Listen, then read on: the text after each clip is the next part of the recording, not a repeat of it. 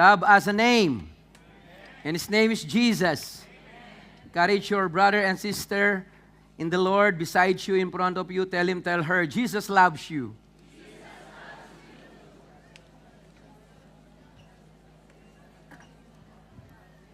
Amen. Do you believe that Jesus loves you? Hallelujah. Glory to God. Glory to God. Merry Christmas, LCMI, LCC Global Family. Those who are tuning in and those who are in this beautiful tent. Are you blessed tonight, LCMI Family Kuwait? Thank God for God's provision. Thank God for the management and the staff of Sapir Hotel. They allowed us to celebrate Jesus, celebrate Christmas in this beautiful place. Let us give God the glory tonight. This is the first time that we held our Christmas Eve celebration in a beautiful hotel. Most of the time we do it in Pintas. But we are grateful. But tonight is special. Amen? Did you feel special tonight? Hallelujah. Look at your brother and sister in the Lord. Tell him, I like your beautiful dress. I like your attire for men, of course. Once in a while, we need to bring out our Christmas attire. Yung mga pamasko natin. Amen? Hallelujah. I love... look at the beautiful lady in front of me. Yeah, she's so shining. Hallelujah. So open up your Bible with me, please, in the book of Daniel, at the same time in John 3:16. Open up first in John 3:16. All right? This is the heart of this message, the Son of Man and the Son of God, or the Son of God, the Son of Man. John 3:16 up to 17. Let me read, and then I will start preaching. For God so loved the world that He gave His only begotten Son, that whoever believes in Him should not perish, but have everlasting life. For God did not send His Son into the world to condemn the world, but that the world through Him might be saved. Let us pray for the Word. Heavenly Father God, thank you for your Word. Your words are life, and they are spirit. Holy Spirit of the living God, I pray for fresh revelation. I pray for fresh anointing. Anoint your Word. Holy Spirit, wield your sword, Lord, and let your sword, your Word, penetrates the division between our soul and our spirit, between our hearts and our conscience. Lord, touch us with your Word tonight. Remind us of your great love. Remind us of your sacrifice. Remind us of your victory over sin, victory over Satan, victory over the works of the evil one on the cross of Calvary. Remind us of your love, of your goodness, and your grace. Lord Jesus, thank you for the anointing. The anointing will make the difference in our lives. Lord, prepare our hearts, prepare our mind, that we will not be distracted, O Lord, for the next 35 minutes.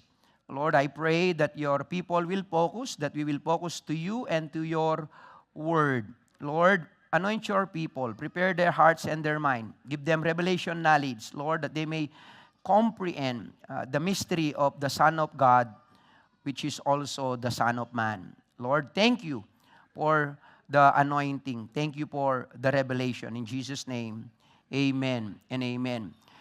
Jesus Christ of Nazareth has many titles. He was called the Christ. He was called the Messiah. He was called the Son of the living God. He called himself the Son of Man. He was called the Lamb of God, the Lion of Judah, the Bread of Life. He was called the living water. Jesus Christ has many names, because one name or one word cannot describe Him. Paul says that He is the indescribable gift. How can you describe an indescribable gift? You can't unless He reveals Himself. See, if you receive this gift For God so loved the world. God is the giver of this gift. Who is this gift? His name is Jesus, the Son of the living God. If you will receive this gift, that's the only moment that you will understand what is inside of this gift. That's the only moment that you can understand and, comprehend this indescribable gift. So tonight, God is giving His gift to those who will believe. Jesus will be a blessing. To those who will reject Him, someday they will regret that. Jesus is the gift of God to mankind. He is the gift of God to LCMI. He is the gift of God to your family. He is the gift of God to me. He is the gift of God to you. Tonight I will talk about His title as the Son of Man, and also His nature, His character as the Son of God. Son of God, Son of Man. Fully God, fully man. Not half man or half God. No, He is fully God and fully man. Hallelujah. In the book of Daniel, Daniel envisioned this man, this heavenly man, or look like a man according to the prophet Daniel. Pastor Joe just read that in Daniel chapter 7. Daniel envisioned different kinds of vision. 4 beasts, equivalent to 4 kingdoms, or the interpretation is the 4 kingdoms, 4 kings, and then the Lord, destroy all of these kingdoms. And then Daniel envisioned that this heavenly man, this man in heaven, look like a man. Daniel saw this man in his vision. The Lord showed him this vision. And Daniel doesn't know that this man, this heavenly man, or this figure look like a man, someday it will be revealed that he is the Son of God. See, the common understanding is that the Son of God implies His deity, the deity of Jesus Christ. The Son of Man implies His humanity, which it does. It does. He was Son of Man, that is human being. He is Son of God, that He always existed as eternally begotten of God, one who comes forth from the Father forever. He always has, and He always will. He is the second person of the Trinity, with all of the divine nature fully in Him. He is born of the Virgin. He had a human father, and his name is Joseph. Joseph the carpenter. Joseph the son of David. And yet before Mary and Joseph get wed, the angel of the Lord told Mary, and then later on Joseph, that Mary will be overshadowed by the Holy Spirit. And the seed of the Son of God, who will become the Son of Man, will be conceived in the womb of this Virgin Mary, this young woman. So the conception of Jesus is divine. It's miraculous.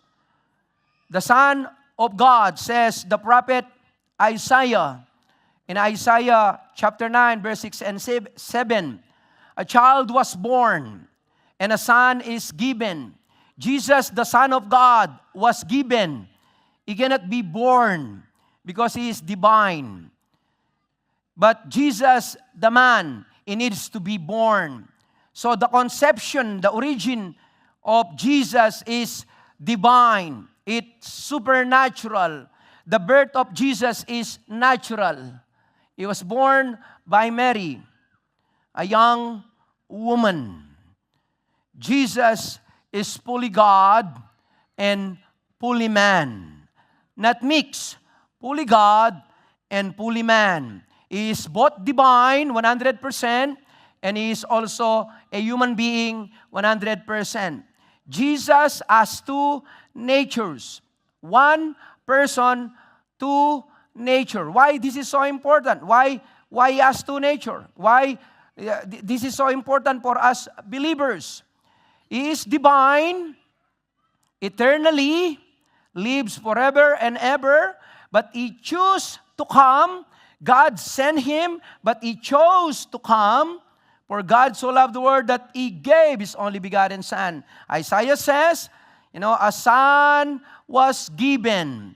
A child was born. There is a distinction. The child will be born. A son is given. For God so loved the world that He gave.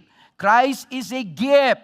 He voluntarily came to save mankind. See, this is the wisdom of God. The prophet Daniel, when he saw this vision, he was so overwhelmed. He was so fascinated. The prophets of old, they are fascinated. They are so overwhelmed, and they rejoice with the little wisdom, the little revelation, the little knowledge that they have, that they receive from God. But we believers, we have the full revelation of the prophecy of old, and also the New Testament fulfillment of the prophecy of the coming Messiah, the Son of God, the Son of Man, and we have also the book of Revelation, the future events. We are blessed and privileged people.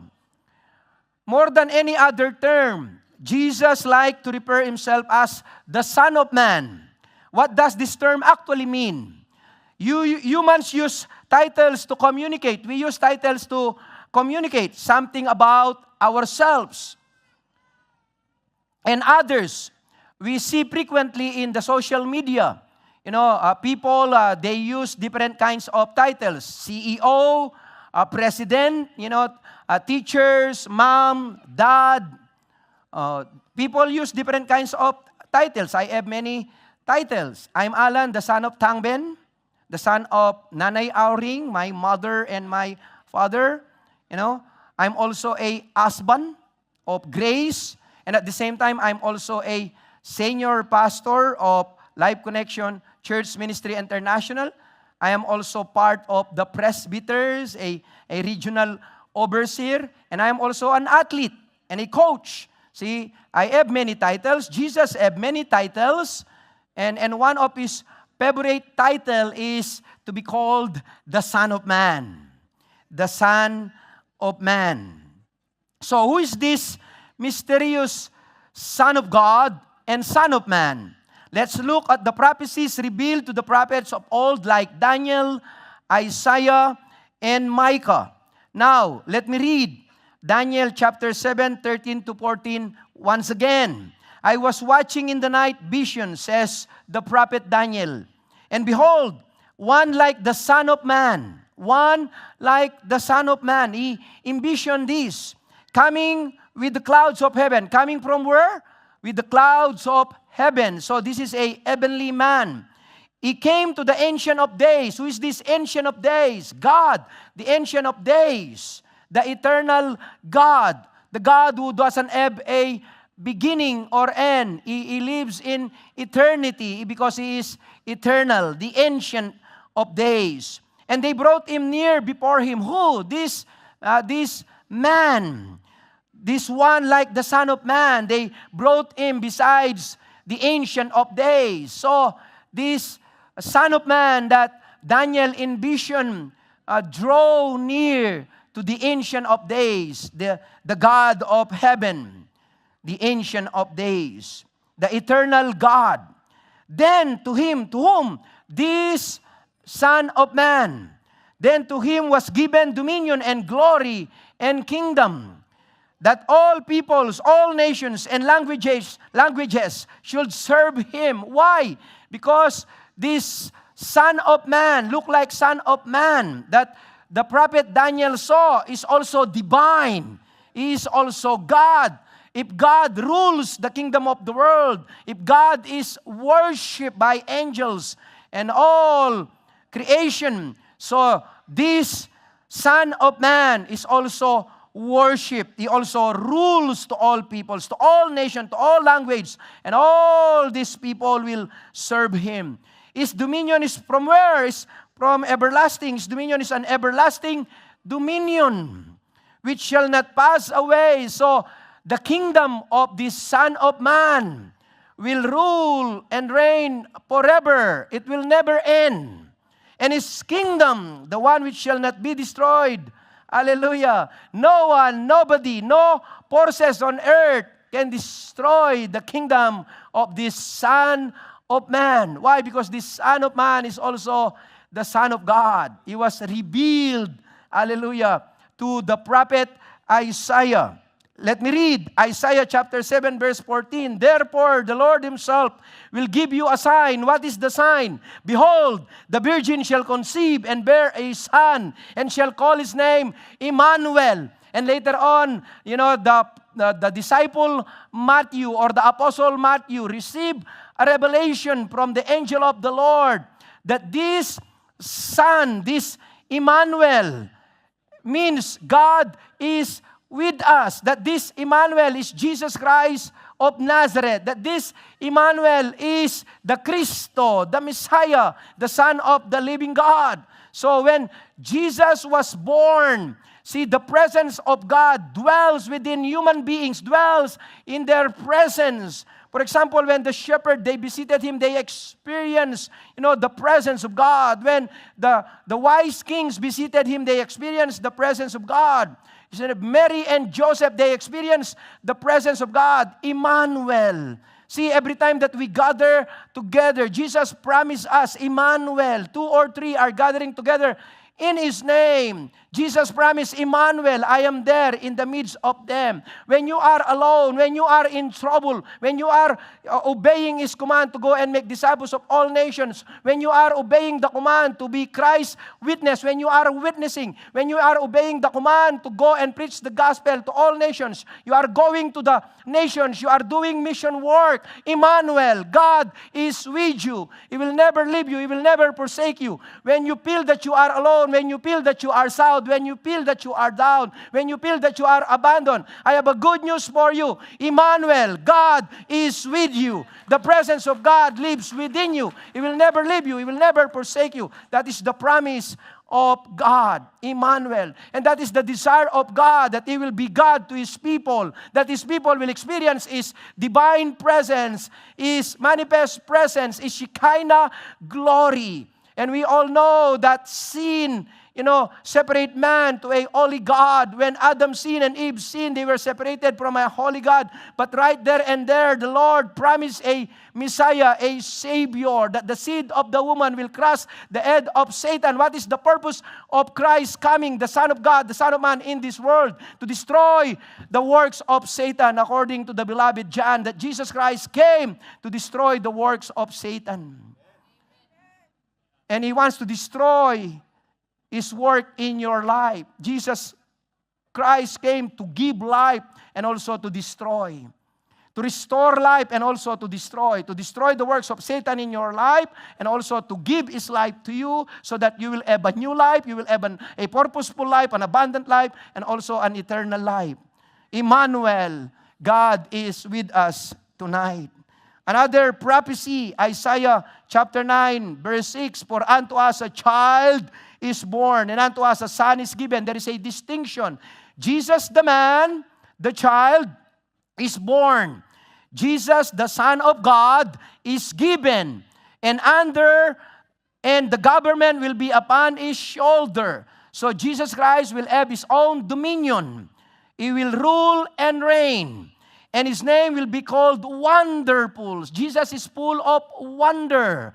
You will be amazed if you will encounter Jesus. All people who encounter Jesus, they experience His wow, His wonderful presence, His wonderful character. He was called wonderful. Isn't it, brethren, especially Filipinos, when we go home and if we will go to our provinces, we experience this wow experience, especially our beautiful beaches, our beautiful waterfalls, mountains, forests, our beautiful provinces. Philippines is so beautiful.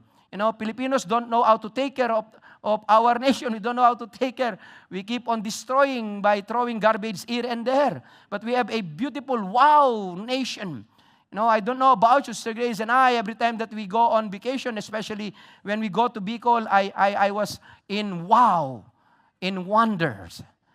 And this is just God's creation. About the one who created this beautiful creation. Hallelujah. If you will truly encounter Jesus, you will have a wow experience in your life. He was called Wonderful Counselor. He's full of wisdom. You need wisdom, you need counsel, come to Jesus. Before you go and come to your pastor, to your mentor, discipler, to your small group leader, come to Jesus. Get counsel from Him. Hallelujah. Mighty God, everlasting Father, Prince of Peace. See, this Son of Man and Son of God is divine. He was called Everlasting Father because He is eternal. He is with the Father from the beginning. Genesis 1:1, John 1:1. In the beginning was the Word, and the Word was with God, and the Word was God. He is with God from the beginning because He is God. Hallelujah. He is fully God. All the characteristic of God, hallelujah, are also the characteristic of Jesus Christ, the Son of God and the Son of Man. Isaiah 9:7, of the increase of His government and peace there will be no end. We are living in many wars and conflict, and many more will come as times goes by. It is already predicted in Matthew 24, Jesus Himself, there will be rumors of wars, and there are wars in the Middle East. There are many wars already in different parts of the world. In Asia, China and the different Asian nations, there is a, ongoing conflict with the nations of the world. It's like a boiling pot. And yet, He promised that He will bring peace. He is the Prince of Peace. He is the only one who can give us peace. Jesus is the Prince of Peace. You want real peace? Get to know Jesus. Have relationship with Jesus. We cannot find real peace in this world.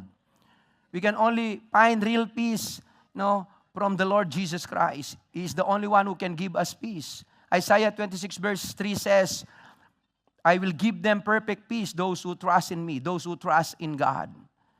Hallelujah. In this world, Jesus said, you will have many trouble, but take heart. Jesus Christ said, I have overcome the world. So trust in Jesus, and you will overcome the world, and He will give you peace. He is the Prince of Peace. Upon the throne of David and over His kingdom, to order it and establish it with judgment and justice. From that time forward, even forever, the seal of the Lord of hosts will perform it. So, he will come from the lineage of David. He will rule just like David as a king. Another prophecy, Micah 5 verse 2. But you, Bethlehem Ephratah, though you are little among the 1,000 of Judah, yet out of you shall come forth to me the one who will be ruler in Israel, whose goings forth are from old, from everlasting. See, even the prophet Micah envisioned that this Messiah, Son of God, Son of Man, will be born in Bethlehem Ephratah, in Judah, will be from everlasting to everlasting. Why this specific place was mentioned in the Scripture? Because David was born in Bethlehem, the father of the Messiah in the flesh. Was born in Bethlehem. So therefore, if He will be born as king, He needs to be born in the birthplace of the king, King David. What is the meaning of Bethlehem Ephratah? Bethlehem means the house of bread. So the bread of life was born in the house of bread so that He can feed the hungry soul. He can feed those who are poor in the spirit. Bethlehem Ephratah. That you are little among the 1,000 of Judah. Ephraim or Ephratah means blessing.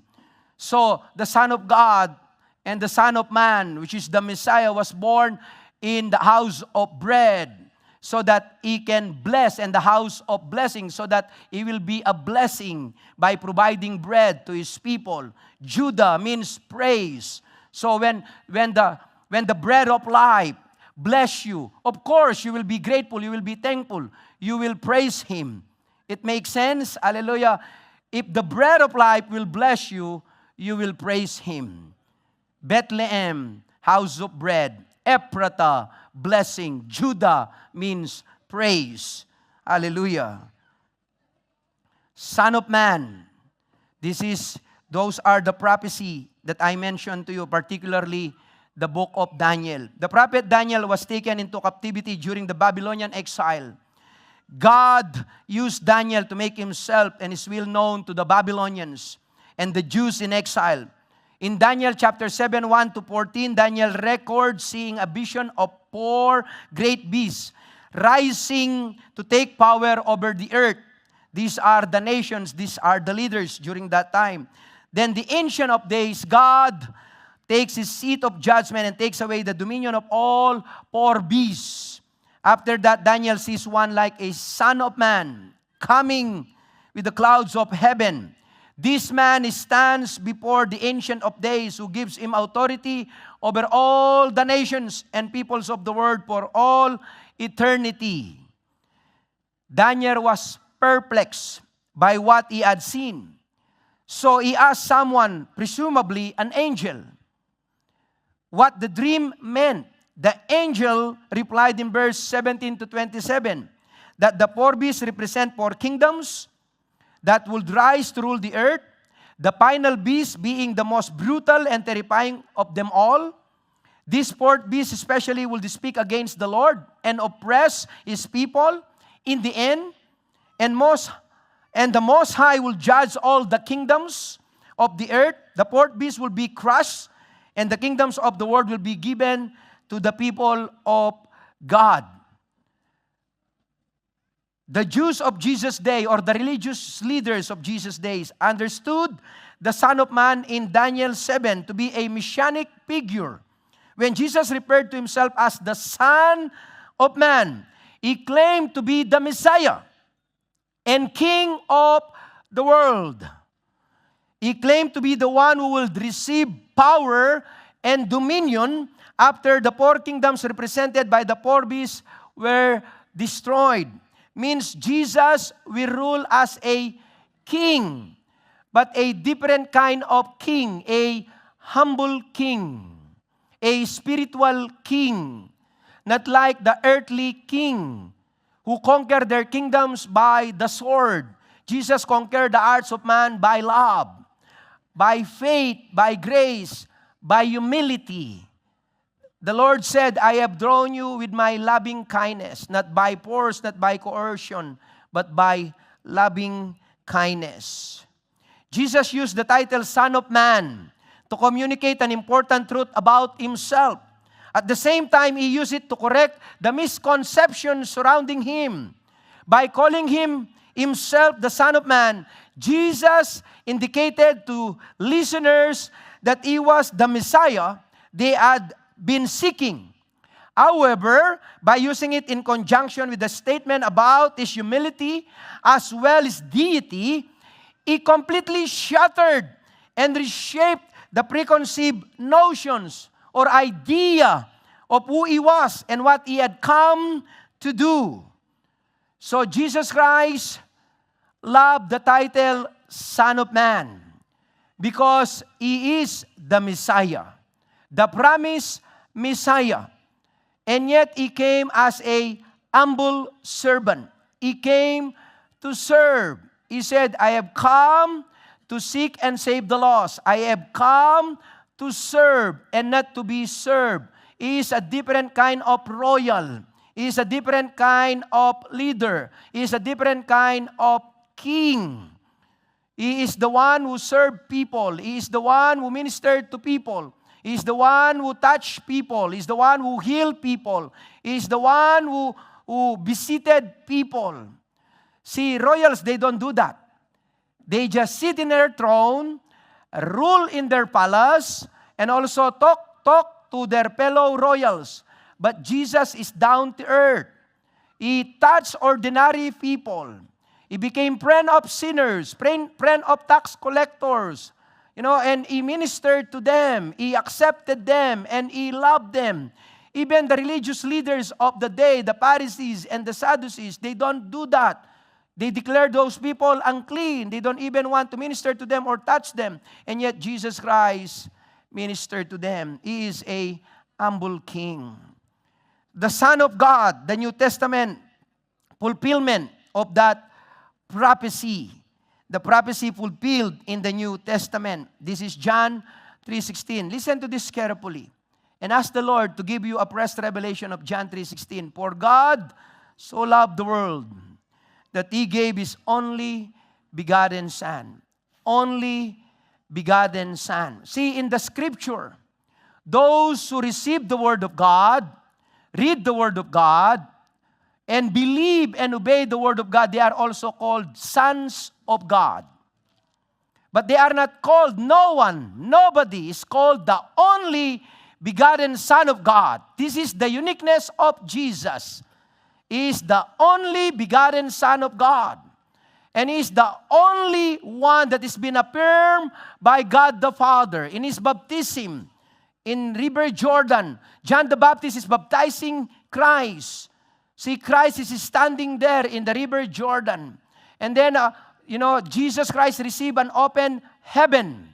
The voice of God the Father reaffirmed His sonship. He said, "This is my beloved Son, in whom I am well pleased." See, Jesus is the only begotten Son of God. This is the uniqueness of Jesus. Why? Because He is divine. Even though we are called of God, see, we are not divine. See, we are not perfect. Jesus is perfect. He is divine. He never sinned. He became sin for us, yes, when He died on the cross of Calvary, but He lived a sinless life. He obeyed the Father 100%. He pleased the Father. He fulfilled the law. So therefore, He is the only one that is qualified to save mankind. He is the only Savior of the world because He is divine and at the same time, He is the Son of Man. He needs to be the Son of Man. He needs to become the Son of Man so that He will have flesh and blood, so that He can shed His blood on the cross of Calvary, so that He can demonstrate this. For God so loved the world that He gave His only begotten Son. How great is the love of the Father that He bestowed on us, that He gave His Son, that He called us children of God. Hallelujah. This is a demonstration of God's love according to the Apostle Paul in the book of Romans. This is how God demonstrated His love toward us while we were still sinners. Christ died for us. God gave His Son, that whoever believes in Him should not perish but have everlasting life. See, the love of God is unconditional, but salvation is conditional. You need to receive the gift of love. You need to receive Jesus. God loves you unconditionally. But do you accept that? Do you believe that? See, there is a condition, for salvation. There is a condition, to receive the gift of salvation. That is to believe. Believe in the Lord Jesus Christ and you will be saved. And accept the gift of God, the gift of salvation. Hallelujah. John 3:17, for God did not send His Son into the world to condemn the world, but that the world through Him might be saved. See, that's the purpose of God, why He sent Jesus, to give us opportunity, to give us grace, to be saved. Hallelujah. Galatians 4:4, verse 4 and 5. But when the fullness of time, say it with me, fullness of time, had come, God sent forth His Son, born of a woman, born under the law, to redeem those who were under the law, that we might receive the adoption as sons. See, in the fullness of times, in the kairos of time. Hallelujah. In English, there is only one meaning of time, time. In Greek, there are two kinds of time, kairos and chronos. Chronos, the tick-tock, the seconds, the minute, the hour, the day, the weeks, the months, and years, the season of times, the tick-tock of times. But Kairos is God's timing, God's perfect time. In the fullness of time, God is not late, God is not advanced. He prepared the coming of His Son. He prophesied for the coming of His Son. He prepared the world. He prepared the kingdoms. He prepared the manger. He prepared Joseph, Mary. He prepared the angel who will deliver the message. He prepared everything. In the fullness of time, in Kairos time, in that moment of time, God sent forth His Son, born of a woman, born under the law, to redeem those who are under the law, so that we will receive adoption as sons. Hallelujah. Hallelujah. The Son of God became the Son of Man so that we, sons of men, will have the opportunity to become sons of God. Hallelujah. 1 John chapter 4, verse 10, this is love, not that we love God, but that He loved us and sent His Son as an atoning sacrifice for our sins. Galatians 2:20, the famous passage of the Apostle Paul, he said, I have been crucified with Christ. No longer I live, but Christ lives in me. The life I live in the body, I live by faith in the Son of God who loved me and gave Himself for me. This is an NIV version. In the New King James Version, Paul says, I am crucified with Christ. Nevertheless, I live. Yet not I, but Christ lives in me. And the life which now I live in the flesh, I live by faith of the Son of God who loved me and gave Himself for me. Romans chapter 5, verse 10. Can we read this all together? If when we were God's enemies, we were reconciled to Him. Through whom? Through the death of His Son. How much more, having been reconciled, shall we be saved through His life? Hebrews 1:3. Can we read all together? The Son is the radiance of God's glory, the exact representation of His being, sustaining all things by His powerful word. After He had provided purification for sins, He sat down at the right hand of the majesty in heaven. Seems like the vision of the prophet Daniel, huh? Luke 1:35. Let us read again. Let us read all together once more. Luke 1:35. 1, 2, 3. And the angel answered and said to her, the Holy Spirit will come upon you, and the power of the highest will overshadow you. Therefore, also that Holy One who is be born will be called the Son of God. What? The Son of God. What? The Son of God. Hallelujah. Jesus is called the Son of God. Not because He is a second person, or not is His eternal name is Son, but Jesus is called the Son of God. Much like you and I are sons of our Father, no earthly father, no human cause the conception of Jesus, but God caused the conception of Jesus by miracle, the power of the Holy Spirit overshadowing Mary, conceived in her womb. Hallelujah. Now, let me combine this, the powerful truth of the Son of Man and Son of God, or Son of God, Son of Man. John 3:13-15. No one has ascended to heaven, but He who came down from heaven, that is the Son of Man, who is in heaven. And as Moses lifted up the serpent in the wilderness, even so must the Son of Man be lifted up, that whoever believes in Him should not perish, but have eternal life. See, this is the truth, the powerful truth of the Son of God and the Son of Man. If you will lift Him up, means you will believe in Him as Lord and Savior, as divine God, you will be saved. And you will be blessed. Your life will be changed. You will receive a new life, eternal life, and a purposeful, abundant life. If you will reject the Son of God, the Son of Man, you will face a great consequences. Someday, when you die, or in Judgment Day, you will face Him. And He said, He warned, that those who will reject Him before men in this world, before people, He will deny him or her in heaven in front of His Father. Means You will not enter heaven. You are not allowed to enter heaven.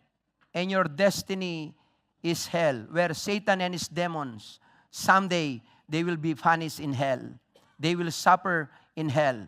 That's the destination of those who will reject Jesus. So the choice is yours. There is a future promise. Or before that future promise, this Son of God and Son of Man is a heavenly man. Let me summarize this. He is divine. His birth was miraculous. Letter B. He was born in the fullness of time, God's perfect time, Kairos. He was born to die to redeem us from our sins. He died and rose again from the dead. Now, this is the future promise. You saw that man riding on the horse, white horse. See, this is a picture, a vision of Jesus revealed to John the Beloved in the book of Revelation, Revelation 19:11-13. This is the future promise of the Messiah, the Son of God, the Son of Man. Now I saw heaven. This is John the Beloved speaking. Now I saw heaven open, and behold, a white horse, and he who sat on him was called Faithful and True. And in righteousness he judges and makes war. His eyes were like a flame of fire, and on his head were many crowns. He had a name written that no one knew except himself. He was clothed with a robe dipped in blood, and his name is called the Word of God. See, Jesus, the Word of God. Jesus, the King of Kings, the Lord of Lords, the faithful and true. Someday, He will come again to judge the living and the dead. Are you ready to face the King of Kings, the Lord of Lords? Not anymore a humble servant, but a King of Kings and Lord of Lords. A judge to those who reject Him, a friend and a king to those who believe in Him. Tonight is the night for you to face this powerful truth, this reality. Who is Jesus according to you? Who is this Son of God and Son of Man according to you? Tonight I will challenge you, especially those who don't have relationship with Jesus Christ, and those who have relationship with Jesus Christ, to go deeper in your relationship with Him. To those who don't have relationship with Him, I challenge you tonight, after you heard this message, to consider your life, your future destiny. If you want to go to heaven, there is no other way, because Jesus is the only way. He is the way, the truth, and the life. No one comes to the Father except through the Son of God and the Son of Man, because only the Son of God is the mediator between God and man. He became the Son of Man so that He can represent man to His Father in heaven. The Son of God, hallelujah, is the only one can save man from his sin, because He is God. Hallelujah. May I call on our worship team? Let's sing that song again. God sent His Son. Hallelujah.